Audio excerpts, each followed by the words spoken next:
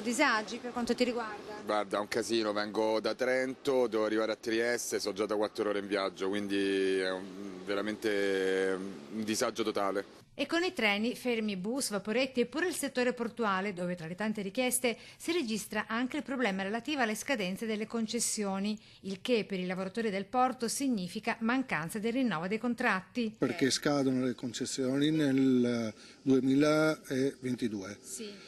Sono in scadenza e non si danno rinnovo. Le aziende hanno bisogno di avere un rinnovo, per una sicurezza per avere degli investimenti. Anche nel veneziano, giornate di sciopero dei trasporti, l'astensione del lavoro di 8 ore dalle 9 alle 17, proclamata dai sindacati di categoria confederali e autonomi.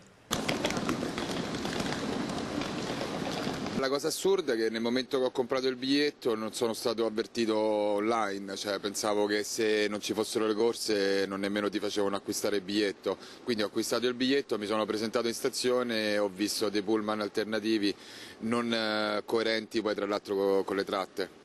Per la CGIL adesione alla Fincantieri del 100%, per la CTV si ferma al 22% per il settore automobilistico e al 17% per la navigazione. In sciopero anche l'autonoleggio, ma non i taxi che però, come effetto domino, risentono dell'astensione generale. Ci sono meno clienti, forse ne arrivano meno, questo intendevo dire. C'è meno movimento, non so, derivato dai treni che mancano forse, non lo so. E il Codacons nel frattempo ha presentato un esposto in procura contro i sindacati dei trasporti e relativo, si legge, all'ignobile sciopero indetto per la giornata odierna, una protesta che, spiega l'associazione, risulta sbagliata, inaccettabile e lesiva dei diritti degli utenti perché viene attuata in pieno periodo estivo, con gli spostamenti e le partenze per le vacanze e a poche ore dal caos ferroviario che ha letteralmente spezzato in due l'Italia, creando disagi enormi anche ai veneziani nei giorni scorsi. Mi sta creando non pochi problemi al lavoro.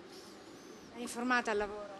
Sì, ho informato, però lavoro con appuntamenti e non sempre viene pagato a ora il lavoro, quindi mi ha creato qualche disagio.